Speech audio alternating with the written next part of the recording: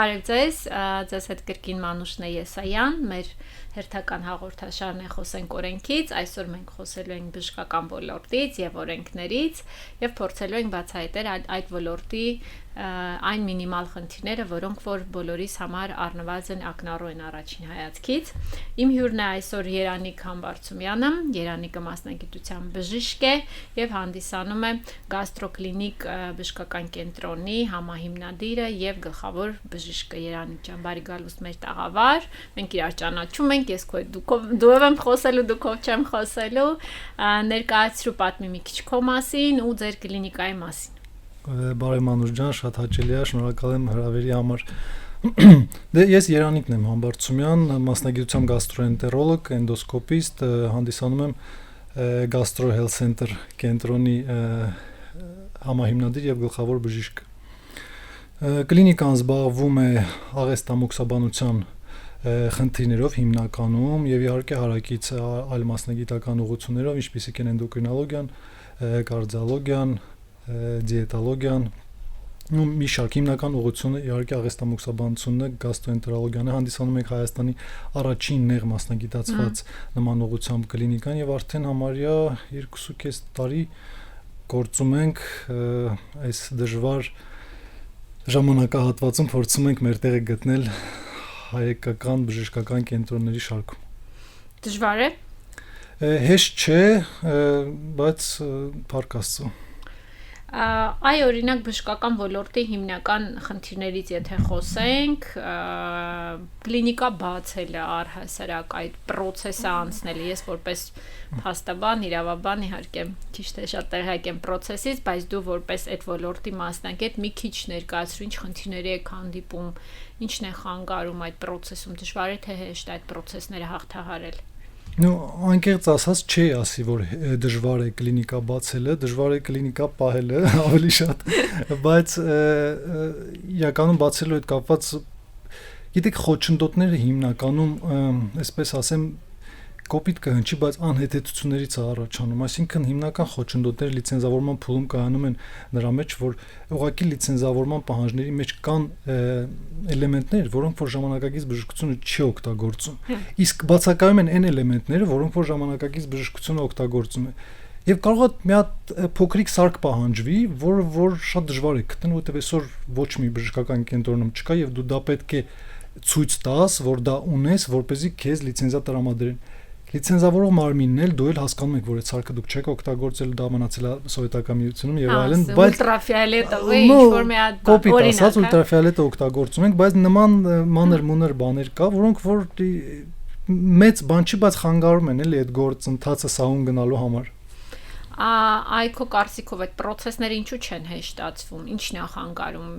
ինչ որ օրենքների փոփոխությունն է դժվար տեղի ունենում, թե միգուցե օրինակ որ դուք տենց շատ ահազանգ եք ասեք, գիտեք ինչ այս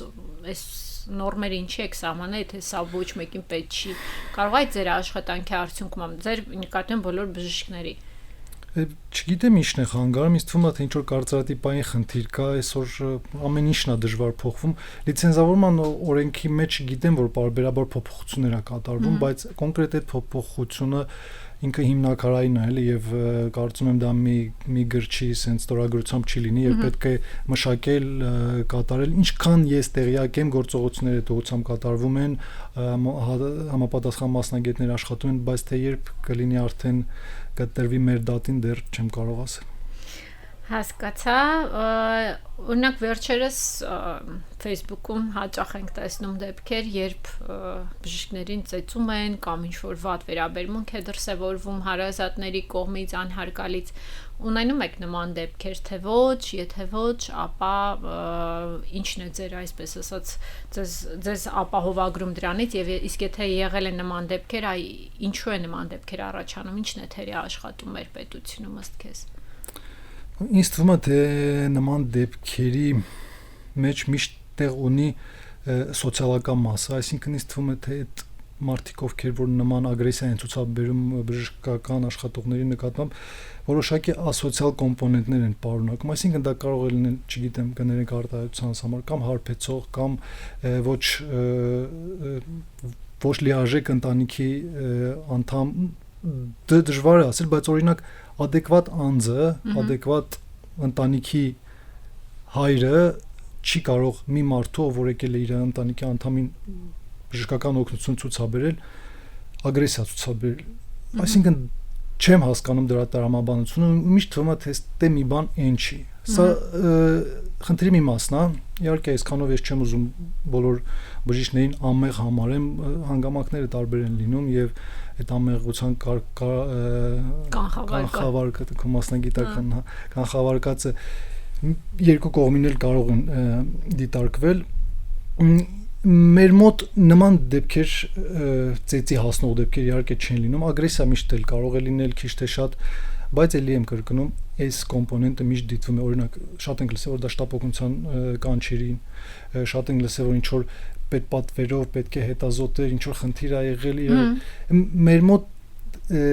լավ է թե վատ նման ծառայություններ չկան եւ կարծում եմ կոնտինգենտն էլ կարող է մի քիչ տարբերվել, գուցե դրա համար այդ խիստ տարաձայնությունները, այդ վեճերը, այդ ագրեսիան նման աստիճանի չի։ Իսկ օրինակ նման դեպքերում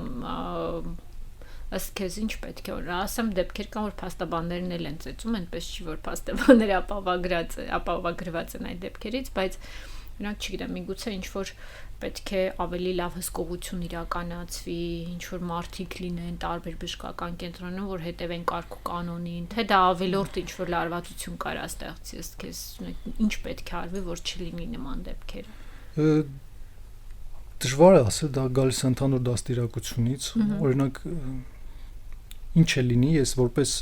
մենք ինչքան էլ բժիշկ լինենք, բայց ինչ որ փուլում որպես պացիենտ հայտնվում ենք եւ ես չեմ պատկերացնում իմ կյանքում մի իրավիճակ, որ ես կարող եմ բժշկի նկատմամբ ագրեսիա ցուցաբերել։ Այսինքն դա վերջը գալիս է դաստիարակությունից եւ ինչ անենք, ինչ չանենք, դա գալիս է դպրոց,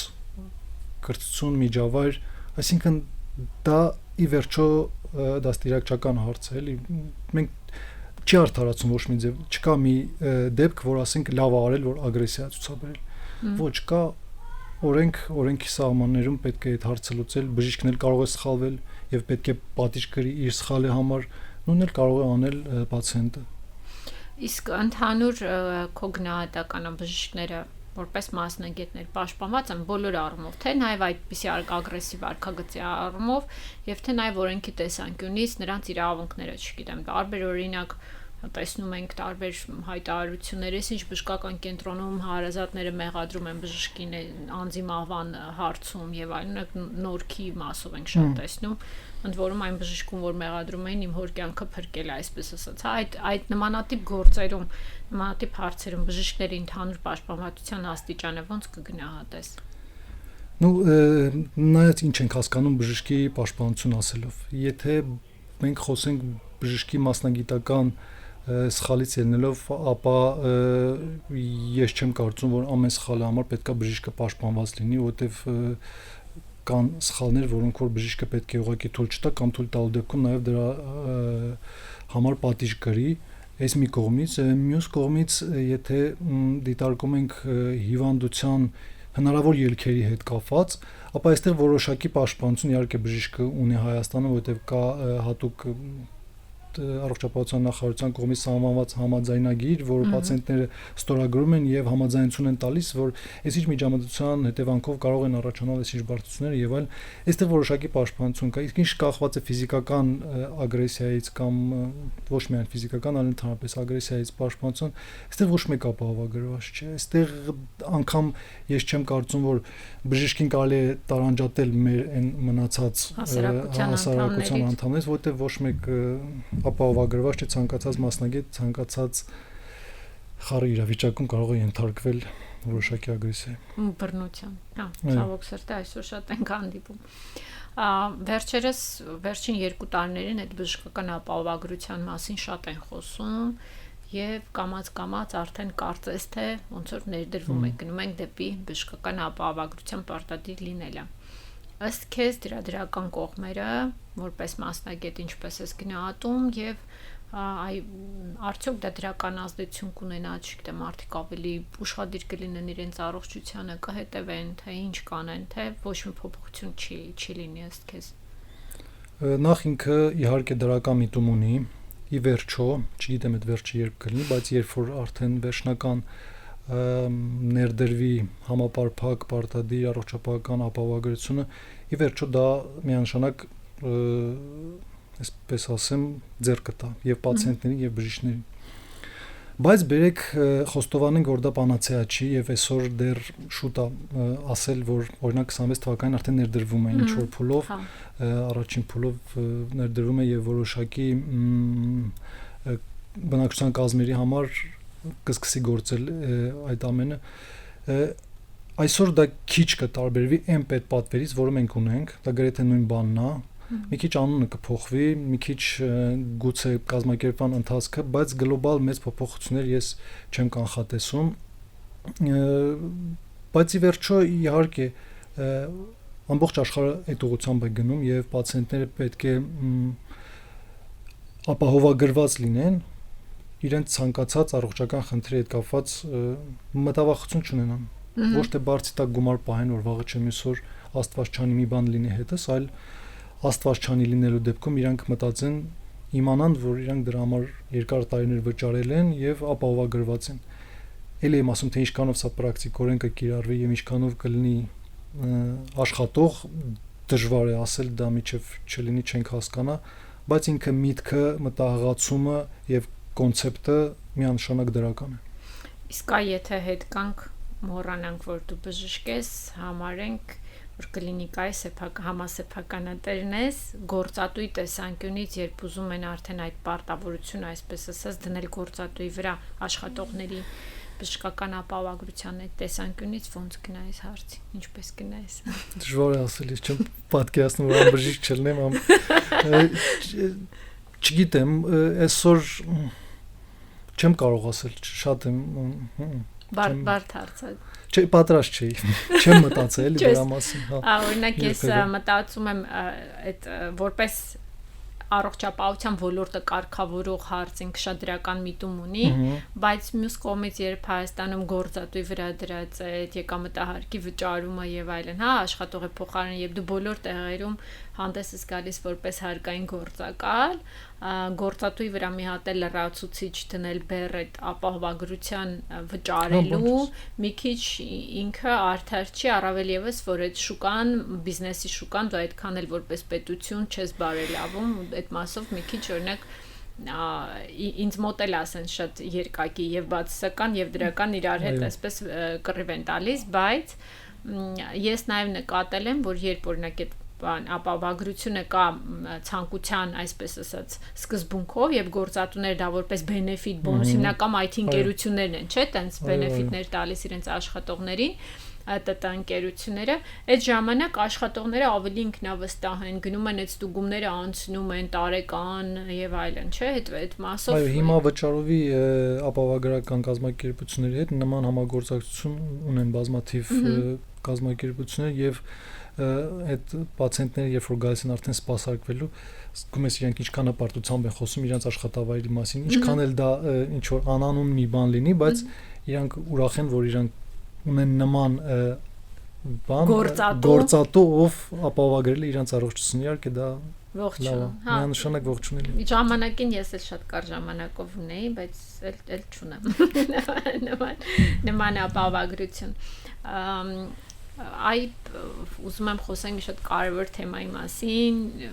բժշկության մատչելի լինելու կամ արդյոք բժշկությունը պետք է լինի մատչելի թե ոչ եւ Հայաստանում առհասարակ քո գնահատման բժշկությունը մատչելի է թե ոչ Նույնա մատչելիությունը պետք է հաշվել այսինքն միջին եկամտի զամբյուղով թե չէ տենց եթե համարենք համաշխարհային շուկայի համեմատ բժշկությունը շատ մատչելի է Հայաստանում բայց բերեք հաշվենք թե ինչ ենք ստանում եւ ինչքան ենք պատրաստ դրանից վճարել այդ առումով չի ասի առանձնապես մատչելի է կարելի ասել նո միջինից ցածր է այսպես ասեմ միջինից հասանելի է եթե էլի վերցնենք աշխարհի զարգացած երկրների մասին ենք խոսում զարգացած երկրների բժշկական վճարների թիվը բայց այդտեղ մեծ բաց ունենք որ մենք խոսում ենք նենց երկրների մասին որտեղ հիմնական ապահովագրական արդեն աշխատում է եւ այնտեղ վճարովի ծառայությունները շատ թանկ են եւ վճարովի ծառայություններից օգտվում են հիմնականում մարդիկ ովքեր ինչ-ինչ պատճառներով չունեն ապահովագրական ծածկույթ։ Ну Հայաստանի համար ասեմ, որ միջին բերեք sense համարենք, համապատասխանում է կոպիտ ասած այն, բայց այդտեղ պետք է ոչ թե բժշկության, մատչելիության մասին խոսենք, այլ ավելի շատ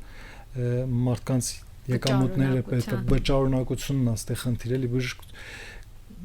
կա հետազոտություն Հայաստանում, որը արվում է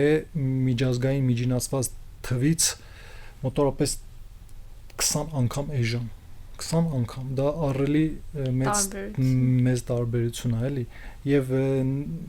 մեր մոտ պացիենտներ են գալիս Էմիրատներից հետազոտվում են եւ ասում են այս հետազոտությունը որ օրինակ կարող ամբողջ փաթեթի համար մեր մոտ վճարի ու իրանք դոլարով են խոսում դապուստին $200 ասում ես ամեն ինչի ես անցել եմ $4500 աննկարագրելի տարբերություն է էլի Ես օրինակ այդ տարբերությունը միշտ համեմատում եմ Ռուսաստանի Դաշնության հետ, ես երբ գնում եմ Ռուսաստան, այնտեղ եմ հետազոտվում, որովհետև այնտեղ ավելի մատչելի է իմ գնահատմամբ եւ տարբեր ծառայություններ, հիմնական ամենապրիմիտիվ անալիզ տալ ընդհանուր բանի, հա, արյան եւ այլն, MRT-ն, հա, կատեն դրանք Ռուսաստանում ինձ համար շատ ավելի մատչելի են, քան Հայաստանում բայց այստեղ հա եթե վճարունակության այսինքն դնենք շերքի վրա ազգաբնակության վճարունակությունը եւ բժշկական ծառայությունները իրենք անհամեմատելի են եւ այստեղ կարելի ասել թանկ է այն բժշկական ծառայությունը որ մենք առաջարկում ենք մեր ազգաբնակությանը գուցե բայց եթե մենք համեմատենք այդ քո ասած տարբեր երկրների հետ իսկապես երևի մեզ մոտ ավելի էժան է իզուր չէ որ գալիս են ատամ են սարքում չէ այդ մասով իսկ օրինակ ձեր մոտ այդ туриզմի ոլորտը այդ մասով զարգանում է որ կան այո մեր մոտ մենք ունենք անգամ մեր ռազմավարության մեջ հատուկ տեղ ենք հատկացրել նաև բժշկական туриզմի զարգացմանը եւ մեր պացիենտների 10-ից 15%-ը ոչ թե օտարերկրացիներ են միայն, այլ նաև այն օտարերկրացիներն են, որոնք կարճատև ժամանակով եկել են Հայաստան, ոչ միայն հանգստանալ, այլ նաև բժշկական ծառայություն ստանալու ու հետ գնալու։ Այսինքն խոսքը չի գնում ռելոկանտների մասին, դրանք մեծ բաժին են կազմում մեր պացիենտների, այլ խոսքը գնում է հենց բժշկական туриզմի ուղղությամբ։ Այո, մեր մոտ դա որոշակի տոկոս զբաղեցնում է։ Լավ, պետական որ կառույցն է ամենաշատը անցած հետ աշխատում, ու երևի առողջապահության նախարարությունը ակտիվ, միգուցե դրանից բացի այլ կամ այդ գնահատականը ինչպես կտակ եւ կան արդյոք պետական կառույցներ, ովքեր որ խոչընդոտում են ձեր աշխատանքը։ Օրինակ մենք բիզնեսի մասին երբ խոսում ենք, բարձրացինք, որ ՊԵԿ-ն է ամենաշատը խոչընդոտում բիզնեսին։ Ձեր ոլորտում կան տենց կառույցներ, ովքեր որ օգնում են եւ խանգարում են։ Չի անկեղծ ասած, ոչ օգնող, ոչ խանգարող կազմակերպություններ չունենք, առողջապահության նախարարությունը որպես ղեկավար մարմին միայն ոչ մի բանով չի խանգարում, անկեղծ ասած, վերջերս տեսչական մարմնի կողմից ստուգումը իրականացվել բավականին adekvat, նորմալ, ոչ մի թերություն չի հայտնաբերվել, այսինքն իրականացնում են իրենց կողմից լիազորված պարտականությունները, ոչ մի որևէ այնպես խոչընդոտ, նույնն էլ ՊԵԿ-ի կողմից Թու ոչ մի բան չկա նորմալ է։ Այսինքն որպես բիզնես գոհ եք ՊԵԿ-ից։ Շատ է դա։ Խնդիր չի եղել, այո։ Երանիկ օրինակ էլի պետք է բերեմ Ռուսաստանի օրինակը, որտեվ Փառք Աստծո կամ բարեբախտաբար միայն այնտեղ եմ բժշկական օգնության դիմել, այլ երկրների փորձ չունեմ, բայց Ռուսաստանում իշեպ գնում ես ինչ-որ որոշակի բժշկական միջամտության, ամենապրիմիտիվ, քեզ հետ մի քանի էջանոց պայմանագիր են կազմում, կարդում ես, ստորագրում ես եւ այլն։ Հայաստանում ես այսօր նաեւ մեր հաղորդումից առաջ օրենքն էի նայում, ցավոք սրտի փաստորեն կամ բարեբախտաբար մեր օրենքում այդպիսի պարտադիր պահանջ չկա, այսինքն գրավոր պայմանագիր կնքելու պարտադիր պահանջ չկա։ Հիմա հարց, արդյոք դա ճիշտ է թե ոչ, ըստ քեզ։ Եվ արդյոք դա չի խանգարում այդ պացիենտ, կլինիկա կամ պացիենտ բժիշկ հարաբերությունները կարգավորելուն, թե այդպես առանց թղթաբանության ավելի հեշտ է։ Դա իրավաբանական հարց է եւ քանի դեռ ամեն ինչ լավ է, այդ թուղթը պետք չի գալիս, բայց Աստված չանի մի դեպք լինի, արդեն այդ պարագայում եւ բժիշկը կլինի պաշտպանված եւ բժշկական կենտրոնը կլինի պաշտպանված եւ պացիենտը կլինի պաշտպանված վերջիվերջո դա պայմանագիր է որում երկու կողմն էլ համաձայնություն են տալիս ինչ որ մի գործողության դրա համար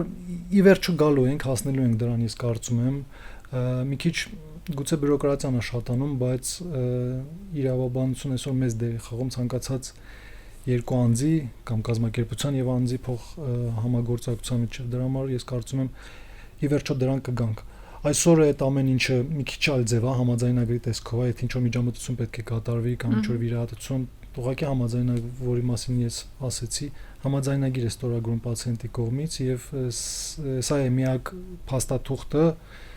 ինչով ապահովագրված կամ պաշտպանված կամ իր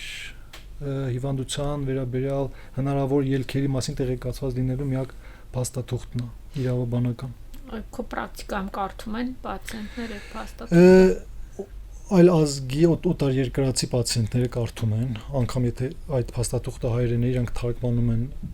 ռուսերեն, անգլերեն, իրանք կարդում են պարտադիր, հետո են ստորագրում մենք հայերս սովորաբար ոչ, ասեք ինչ պետք է անեմ որ դե պետք է ստորագրեմ այսպես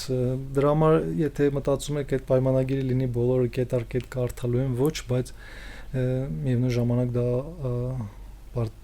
պարտադիր է, վաղ թե ուշ կլինի։ Ըստ քեզ ում ավելի շատ կապավագրի այդ պայմանագիրը, պացիենտին թե բժշկին։ Ամեն ինչ կախված ինչ կգրած կլինի պայմանագրի մեջ։ Հիմնականում դա փոխշահավետ, այսպես ասեմ, պայմանագիր պետք է լինի, որտեղ բոլորը իրենց, շահը մի քիչ ճիշտ չի ասել, բայց բոլորը որոշակի պաշտպանություն ունենան։ Մենք մեր հաղորդումների ժամանակ, մեկի ժամանակ խոսել ենք եւ բիզնեսի մասին ենք խոսում եւ պարզեցինք, որ Հայաստանում մի հատ այդպիսի թեժգից կամ բիզնես օմբուդսմեն, հա բիզնեսի պաշտպան, այսպիսի պաշտոն է պետք, որ բիզնեսի իրավունքները պաշտպանի։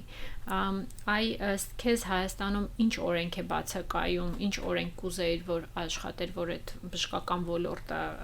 կարգավորեր, կանոնակարգեր ավելի լավ, ավելի արդյունավետ, կամ օրինակ ինչպիսի թեժգից կամ միգուցե հասարակական կազմակերպություն կամ ինչպիսի մարդ պետք է լիներ, որ ձեր ոլորտը երկու կողմից, թե բժիշկների կողմից եւ թե քաղաքացիների, պացիենտների կողմից, այսպես ասած, արագ արձագանքման այդպիսի խումբ լիներ, այդպիսի ինչ որ հարթակ լիներ։ Չէ, ես այլ ձև եմ մտածում, ոչ թե բիզնեսը պաշտպանելու, մեր ոլորտում պակասող եթե օրենքի մասին ենք խոսում, ինչը կօգներ մեր գործին, միջազգայինորեն ընդունված է, որ բոլոր մեծամասամբ զարգացած երկրները ունեն որոշակի բժշկական ուղեցույցեր տարբեր հիվանդությունների, տարբեր իրավիճակների համար, որ բժիշկը հնարավորինս պետք է հետևի դրան։ Իհարկե, դրանք օրենքի ուժ չունեն, պարտադիր ուժ չունեն, բայց հանկարծ որևէ շեղման կամ հիվանդության ոչ ցանկալի ելքի դեպքում իրավաբանորեն թույլատրում է հղում կատարել այդ փաստաթղթի վրա որպես ուղեցույց։ Այսինքն եթե դու վարքագծի կանոն, չէ, խոսքը հիվանդության վարման հետ կապված է։ Այսինքն դու պետք է այսինչ գանգատների դեպքում այսինչ հետազոտությունը նշանակել կամ այսինչ դիագնոզի դեպքում այսինչ դեղը նշանակել։ Եվ եթե բժիշկը դրան շեղվում է եւ հանկարծ ինչ որ խնդիր ալնում հիվանդության ելքի հետ կապված կարող են հղում կատարել այդ կլինիկական ուղեցույցին, այսինքն այդ երկրի առողջապահության նախարարության կողմից հաստատված փաստաթուղթ է, որը սովորաբար դա պարտադիր չի կիրառման, բայց անհրաժեշտության դեպքում կարող են հղում կատարել,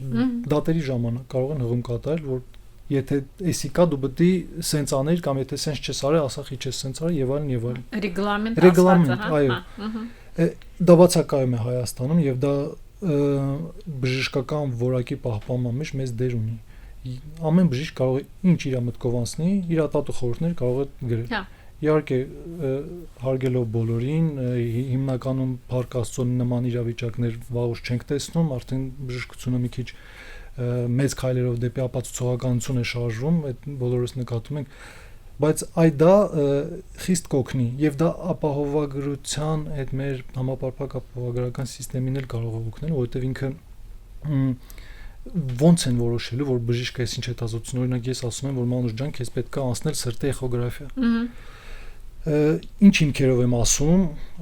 ինչ փաստաթղթի հիման վրա եմ ասում, հիմա առողջապահության նախարարությունը ընդերից թույլ է տալու դու դա անցնես թե չէ։ Հա, հասկանում։ Թե պրոստը հավատալու է ինձ։ Այսինքն այդ փաստաթղթերը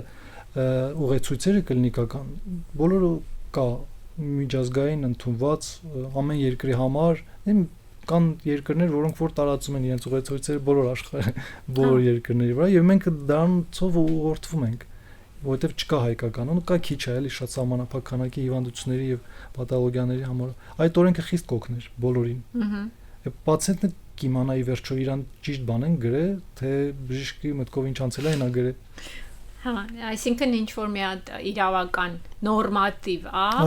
որը որ կգա, ռեգլամենտի նման բժշկ կոչվում է կլինիկական ուղեցույց, էլի պրոտոկոլ действия к данному заболеванию, օրինակ։ Հա, այն սովետական ֆիլմը դա так положено по регламенту, հա, օրինակ։ Так положено по регламенту։ Ու այդ փաստաթղթերը սովորաբար 2-3 տարի մեկ թարմացվում են, համաձայն արդիականացվում են, միայն արդիականացնելը չէ, օրինակ Հայաստանը դրանք ընդունելու համար միայն միջազգային վերցնել թարգմանելը երբ բավարար չի լինի, որովհետև դա պետքա նաև արդիականացնել հայ ժողովրդին, հայ կենցաղին, ինչու՞ չէ նաև մեր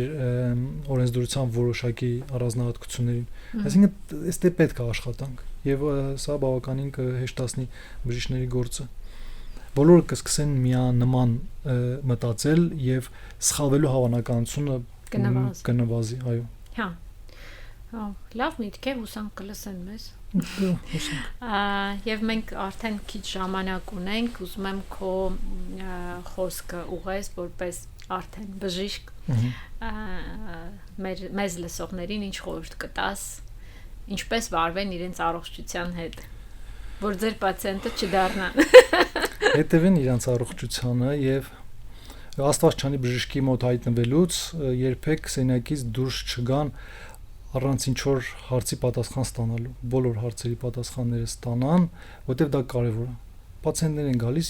2 տարի ինչ-որ հիվանդությամբ տառապում են, ասում եմ ինչ հիվանդ եք, ասում եմ ինչ իմանամ, դեղեր եմ ստանում։ Ախր անուն չունի քո հիվանդությունը, ազգանուն չունի։ Դա կարևոր է։ Եվ պացիենտը պետք է լիարժեք տեղեկացված լինի իր հիվանդության մասին, իր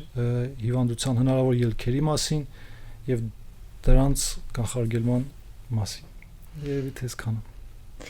Շատ լավ, շնորհակալություն Երանիկ հրավեր ընդունելու համար, հետաքրքիր զրույց ստացվեց կարծում եմ, իսկ մենք կհանդիպենք մեր հաջորդ հաղորդաշարերում մեր մյուս հյուրերի հետ։ Ստեսություն։